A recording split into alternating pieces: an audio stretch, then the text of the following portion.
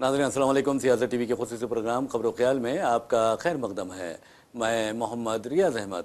नाज़रीन, आप अच्छी तरह जानते हैं कि हम अपने प्रोग्राम का आगाज़ ख़ास तौर पर ब्रेकिंग न्यूज़ हो, ख़ास खबरें हों या फिर खबर ख्याल हो, उसका आगाज़ हम अपने प्यारे नबी सल्लल्लाहु अलैहि वसल्लम की हदीस मुबारक से करते हैं। और आप ये भी अच्छी तरह जानते हैं कि रोज़नामा सियासत हर रोज़ सफ़े आखिर पर एक हदीस मुबारक शाये करता है ताकि आवाम को सहूलत हासिल हो सके। तो बहरहाल नाज़रीन, जो हदीस मुबारक हम आपको सुनाने जा रहे हैं उसका मफ़हूम ये है कि प्यारे नबी सल्लल्लाहु अलैहि वसल्लम का इरशाद मुबारक है, ऐसा इशारा भी हराम है जिससे किसी शख्स को रंज पहुँचे। तो आप अंदाज़ा कर सकते हैं कि आज लोग एक दूसरे का मजाक उड़ाते हैं, इशारे किनाए करते हैं और चुड़ाते हैं। जो इस तरह की बातें होती हैं इंतहाई कमज़रफ़ी की अलामत होती है। और प्यारे नबी सल्लल्लाहु अलैहि वसल्लम ने वाज़ेह तौर पर फरमा दिया है कि ऐसा इशारा भी हराम है जिससे किसी शख्स को रंज पहुँचे। तो बहरहाल हमें इस तरह के जो उमूर होते हैं उसका ख्याल रखना बहुत ज़रूरी होता है और किसी की दिल आज़ारी हमें नहीं करनी चाहिए। तो बहरहाल नाज़रीन, हम चलते हैं ममता बनर्जी की तरफ। ममता बनर्जी ने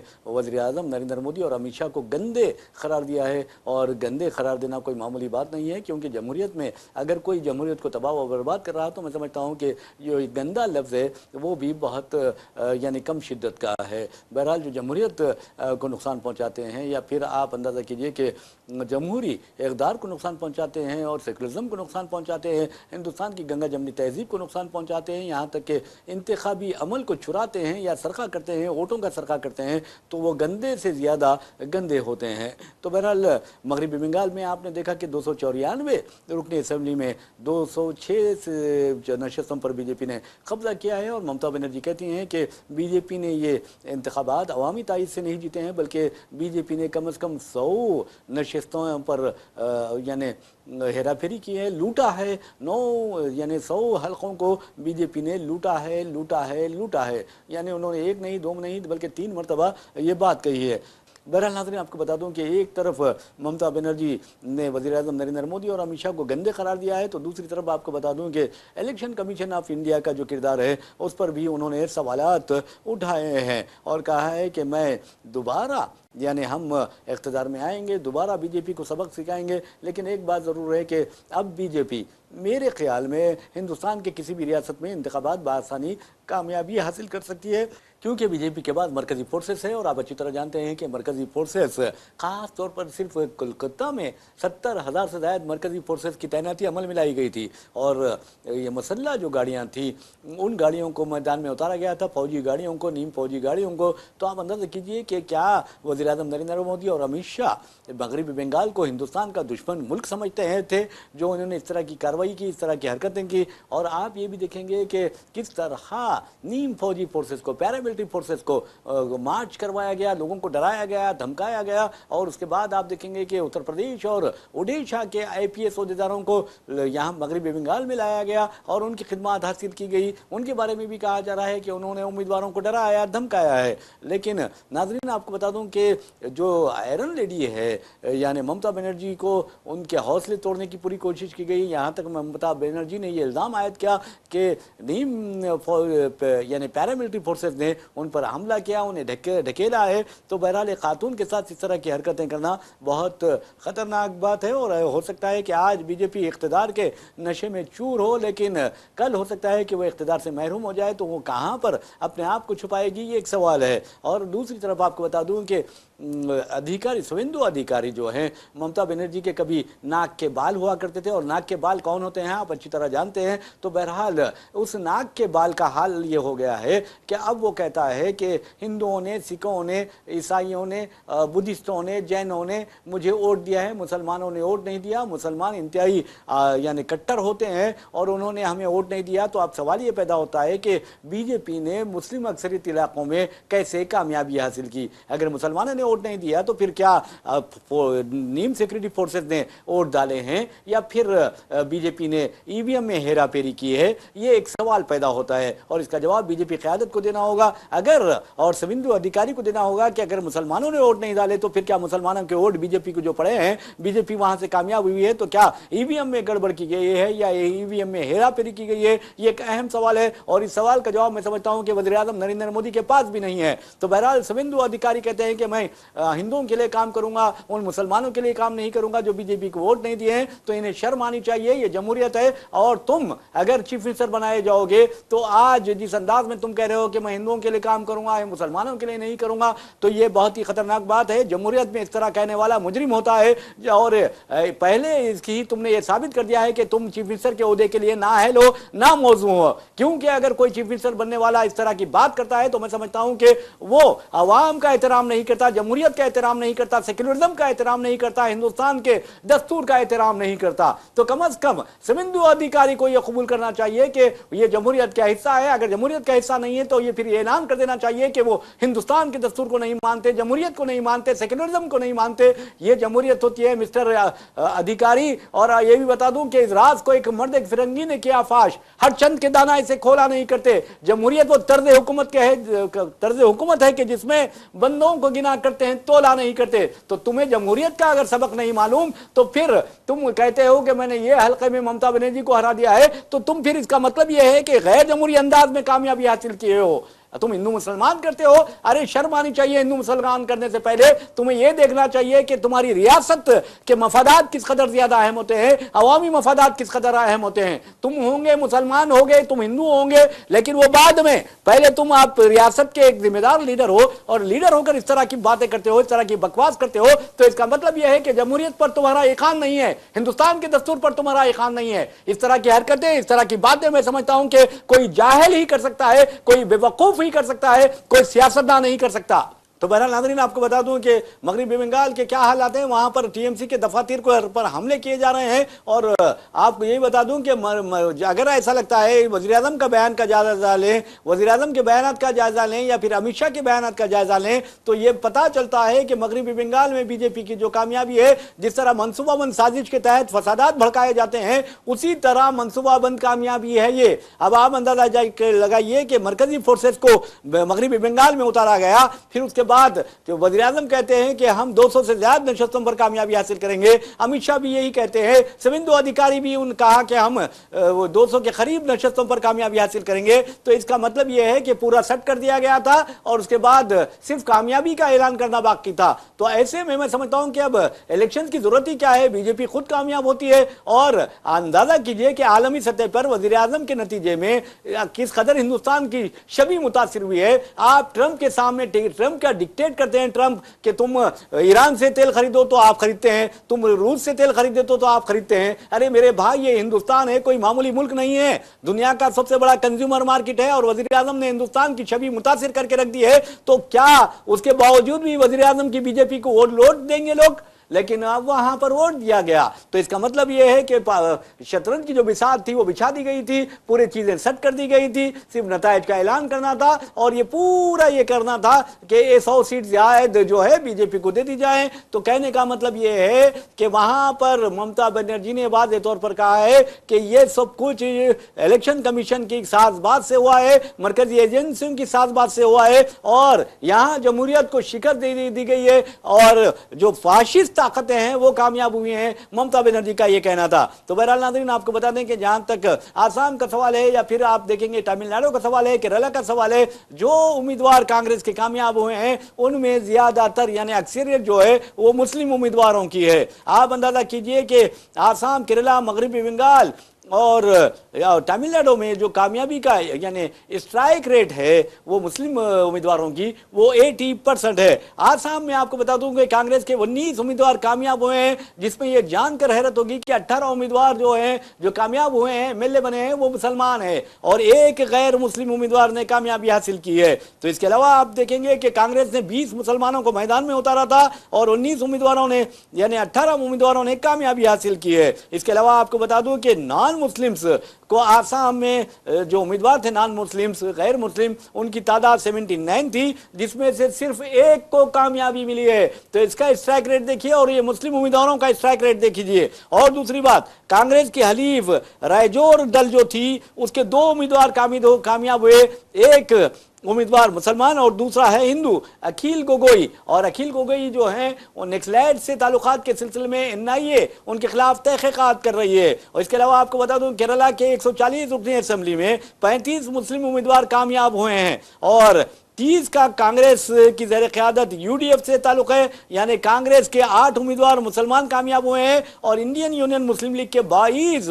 امیدوار جو ہیں وہ مسلمان کامیاب ہوئے ہیں۔ اس طرح 35 امیدوار، 30 تو UDF کے ہیں اور 5 دوسرے امیدوار ہیں جو مسلمان ہیں، یعنی 35 امیدواروں نے، مسلم امیدواروں نے کامیابی حاصل کی ہے۔ تو یہ بہت بڑی بات ہے۔ اور دوسری اہم بات آپ کو بتا دوں کہ جہاں تک کولکتے کا سوال ہے، مغربی بنگال کا سوال ہے، سب سے زیادہ جو کامیاب مسلم امیدوار ہوئے ہیں وہ ممتا بنرجی کی پارٹی کے مسلم امیدوار کامیاب ہوئے ہیں۔ اور آپ کو یہ جان کر خوشی ہوئی کہ بنگال میں، مغربی بنگال میں 35 مسلم امیدواروں نے کامیابی حاصل کی ہے۔ کانگریس کے جو 2 حلقوں میں کانگریس کو کامیابی ملی ہے وہ دو کے 2 امیدوار جو ہیں وہ مسلمان ہیں، جبکہ CPI اور MASF جو ہیں اور AGUP کو بنگال میں جو یعنی کامیابی ملی ہے وہ صرف مسلم امیدواروں کو کامیابی ملی ہے۔ TMC نے 29 مسلم امیدوار کو منتخب کروایا ہے، اور حالانکہ اس نے 47 امیدواروں کو میدان میں اتارا تھا۔ کانگریس نے 78 مسلم امیدواروں کو میدان میں اتارا تھا، جس میں 2 مسلم امیدوار کامیاب ہوئے ہیں، یعنی کانگریس کے تمام امیدواروں میں صرف 2 امیدواروں کا کامیابی حاصل ہوئی، اور وہ 2 کے 2 مسلمان ہیں۔ لیفٹ جو پارٹیز ہے، کمیونسٹ پارٹیاں، انہوں نے 29 مسلم امیدواروں کو میدان میں اتارا تھا اور 2 مسلم امیدواروں نے کامیابی حاصل کی، اور بائیں بازو کو ساری ریاست میں 2 نشستوں پر ہی کامیابی ملی ہے۔ ہمایوں کبیر 294 جو نشستوں میں سے 182 حلقوں میں انہوں نے اپنے امیدواروں کو اتارا تھا، اور 2 مقامات پر انہیں کامیابی ملی ہے، اور 2 حلقوں میں واحد امیدوار یعنی ہمایوں کبیر نے کامیابی حاصل کی ہے۔ BJP سویندو ادھیکاری کہتے ہیں کہ مسلمانوں نے BJP کو ووٹ نہیں دیا، تو یہ سوال پیدا ہوتا ہے اور سویندو ادھیکاری سے یہ پوچھا جا سکتا ہے کیا BJP نے مسلم امیدوار کو ٹکٹ دیا تھا؟ ہرگز نہیں دیا تھا۔ آپ کو بتا دوں کہ 294 اب جو حلقوں میں BJP نے ایک بھی مسلم امیدوار کو میدان میں نہیں اتارا، جبکہ اس کے جو BJP امیدوار ہیں 206 امیدواروں نے کامیابی حاصل کی ہے، TMC کو 80 پر، اور کانگریس کو 2 پر، لیفٹ کو 2 پر، اور اس کی جو پارٹی ہے یعنی ہمایوں کبیر کی پارٹی ہے AGUP، اس کو 2 پر کامیابی حاصل ہوئی ہے، اور MASF کو بھی 1 پر کامیابی ملی ہے۔ تو کہنے کا مطلب یہ ہے کہ BJP کو خود اپنے گریباں میں جھانک کر دیکھنا چاہیے مسلمانوں پر الزام عائد کرنے سے پہلے کہ مسلمان اسے ووٹ نہیں دیتے، جبکہ اسے غور کرنا چاہیے کہ مسلمان اسے کیوں ووٹ نہیں دیتے، کیوں ظاہر BJP کے جو قائدین ہیں مسلمانوں کے خلاف اگلتے ہیں، کیوں مسلمانوں پر اور ان کی حب الوطنی پر سوال اٹھاتے ہیں، جبکہ ان کے آباء و اجداد کی اگر تاریخ نکال کر دیکھیں مسلمانوں کی، تو جو سب سے زیادہ اگر قربانی مجاہد جنگ آزادی میں کسی نے دی تھی تو وہ مسلمانوں کے آباء و اجداد تھے، جبکہ BJP والوں کے اور RSS کے اور ان کے آباء و اجداد کا ریکارڈ مانگے تو آپ کو پتا چلے گا۔ ساورکر کی بہت بڑی بڑی باتیں کرتے ہیں، ساورکر کا مجسمہ انڈومان نکوبار سیلولر جیل ہے وہاں پر لگایا گیا ہے، اس کی یادگار قائم کی گئی ہے، اور آپ کو یہ جان کر حیرت ہوگی کہ 1 نہیں 2 نہیں بلکہ 5 مرتبہ اس نے انگریزوں سے رحم کی بھیک مانگی تھی۔ تو یہ ہے ان کے آباء و اجداد، اور یہ میں نے اپنی طرف سے نہیں کر رہا ہوں بلکہ آپ کو بتا دوں کہ عدالت میں ساورکر کے پر پوتے نے یہ حلفیہ بیان دیا ہے، اعتراف کیا ہے۔ تو یہ ہیں ان کے آباء و اجداد، اور میرے آباء و اجداد کی اگر بات کرتے ہیں تو آپ کو بتا دوں کہ لاہور یعنی دہلی سے لے کر لاہور تک آپ نے دیکھا کہ درختوں پر مسلمانوں کی لاشیں لٹک رہی تھی، کیونکہ وہ مسلم مجاہدین آزادی تھے جنہوں نے اپنے ملک کے لیے، مادر وطن کے لیے اپنی جانوں کا نذرانہ پیش کیا تھا۔ تو بہرحال ناظرین، یہ بتانا ضروری ہے، انہیں بار بار یہ سبق سکھانا ضروری ہے کہ ہمارے جہد آزادی میں ہمارا کیا کردار رہا ہے، تم سوچ بھی نہیں سکتے، تم تصور بھی نہیں کر سکتے۔ حد تو یہ ہے کہ بہادر شاہ ظفر کے 2 شہزادوں کو صرف اس لیے ان کے گلے کاٹ کر مشخاب میں رکھ کر باپ کو پیش کیا گیا کیونکہ انہوں نے جدوجہد آزادی 1857 غدر کی قیادت کی تھی۔ کیا بی جے پی کے پاس، کیا آر ایس ایس کے پاس ایسے مجاہدین آزادی موجود ہے کہ جن کے بچوں کے سر کاٹ کر انگریزوں نے انہیں مشخاب میں رکھ کر یا پلیٹ میں رکھ کر پیش کی ہو؟ یہ میرا چیلنج ہے کہ ایسا نہیں ہو سکتا۔ مولوی محمد باقر کے بارے میں آپ کو بتا دوں کہ شہید صحافت ہے اور انہیں توپ پر رکھ کر اڑا دیا تھا۔ کیا بی جے پی اور آر ایس ایس کے پاس اس طرح کے قائدین ہیں جنہیں توپ پر رکھ کر اڑایا گیا ہے؟ یہ میرا چیلنج ہے کہ یہ کبھی ثابت نہیں کر سکتے۔ تو سویندو ادھیکاری جو کہتا ہے کہ مسلمانوں کی میں کوئی مدد نہیں کروں گا، ان کی خدمت نہیں کروں گا، اس طرح کی فرقہ پرستی کی بات کرتا ہے، تو پہلے اسے یہ بتانا چاہیے کہ کیا بی جے پی نے مسلم امیدوار کو، ایک بھی مسلم امیدوار کو میدان میں اتارا ہے؟ تو یہ میرا چیلنج ہے کہ وہ اس طرح ثابت نہیں کر سکے گا۔ تو بہرحال ناظرین آپ کو بتا دوں کہ جہاں تک اس طرح کے خبروں کا سوال ہے، ایک اور خبر کی جانب ہم لیے چلتے ہیں۔ انٹرنیشنل لیول پر آپ اچھی طرح جانتے ہیں کہ کس طرح کا تنازعہ اس قدر سنگین حالت پیدا کر رہا ہے کہ ساری دنیا میں پٹرول اور ڈیزل کی قیمتوں میں زبردست اضافہ ہو گیا ہے۔ حد تو یہ ہے کہ خام تیل کی قیمت آسمانوں کو چھونے لگی ہے اور مہنگائی بڑھتی جا رہی ہے، اور ہندوستان کا تو حال برا ہے۔ اور ہمارے وزیر اعظم نریندر مودی نے دیکھا کہ 993 یعنی 993 روپے کمرشل 19 کلو کے کمرشل گیس سلنڈر پر قیمت بڑھا دیتے ہیں، لیکن مغربی بنگال میں وہ جیت جاتے ہیں۔ تو آپ اندازہ کیجئے کہ جو حکومت عوام پر مہنگائی کا بوجھ ڈال رہی ہے، کیا عوام اسے ووٹ دیں گے؟ کیا عوام اسے قبول کریں گے؟ نہیں کریں گے، بلکہ مسترد کریں گے۔ لیکن مغربی بنگال میں بی جے پی جیتتی ہے تو اس کا مطلب دال میں کچھ کالا ہے، ہیرا پھیری ہے اور کچھ اور چیز لگتی ہے، اور اس کا جواب دیں گے بی جے پی قائدین، اور انہیں اچھی طرح معلوم ہے۔ ویسے بھی ناظرین آپ کو بتا دوں کہ جہاں تک وزیر اعظم نریندر مودی کا سوال ہے، انہوں نے ایک بیان جاری کیا ہے، اور وہ بیان ہے فجیرہ میں ایران کے حملے میں 3 ہندوستانی زخمی ہوئے ہیں۔ اس پر وزیر اعظم نے اس واقعے کی شدید مذمت کی ہے اور کہا ہے کہ ہم پوری طرح متحدہ عرب امارات کے ساتھ ٹھہرے ہوئے ہیں۔ اس کے علاوہ آپ کو بتا دوں کہ انہوں نے یہ بھی کہا ہے کہ شہریوں اور بنیادی سہولتوں کو نشانہ بنانا بالکل ناقابل قبول ہے۔ مودی نے یو اے ای کے ساتھ اظہار یگانگیت کیا اور انہوں نے ہر مسئلے کو مذاکرات اور سفارتکاری کے ذریعے حل کرنے پر زور دیا، اور یہ اعادہ بھی کیا ہے کہ ہم اپنے بیان پر قائم ہیں۔ تو بہرحال ناظرین اس طرح کے جو واقعات ہیں وہ بہت ہی خطرناک ثابت ہوتے ہیں۔ اور ویسے بھی ناظرین جہاں تک متحدہ عرب امارات کا سوال ہے، تو آپ کو بتا دوں کہ متحدہ عرب امارات ایک 7 ریاستوں کا وفاق ہے،